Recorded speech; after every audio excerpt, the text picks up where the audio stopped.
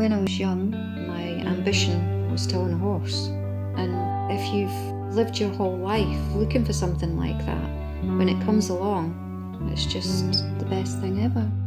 When we moved to Detmold in Germany, I was in the army. I was 9, and just outside of the army estate was a riding school.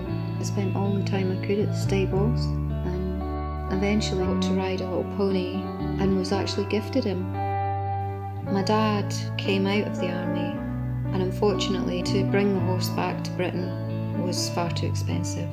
So when we came here, the next best thing really was spending a lot of time with my cousin's horses. When I started work, I didn't have any contact with horses at all. Children were my major priority. It just wasn't possible anymore. I didn't actually realise how much I missed it until much later on in life.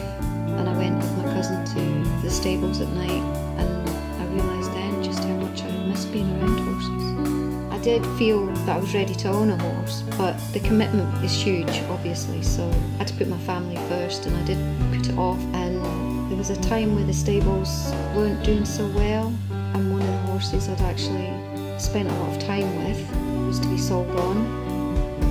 And I thought, well, if I don't buy her now, she's definitely going. I didn't want to miss up that opportunity. I've had my horse now for 13 years. Her name's Cassie. She's 24.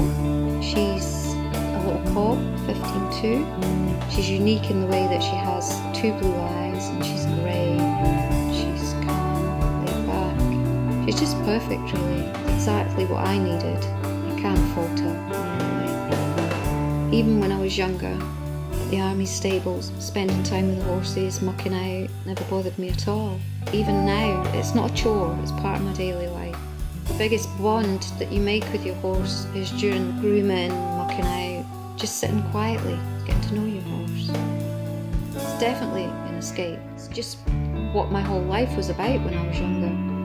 I'm not really an adrenaline junkie, but people that do other things, sport and stuff like that, it's probably the same. It doesn't matter what mood you're in, it settles you, definitely helps you wind down.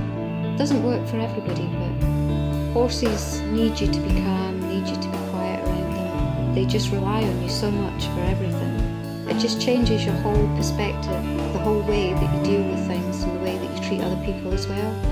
The bond that you have with your horse, it's a massive responsibility. Not everybody has that, but I have been lucky with her.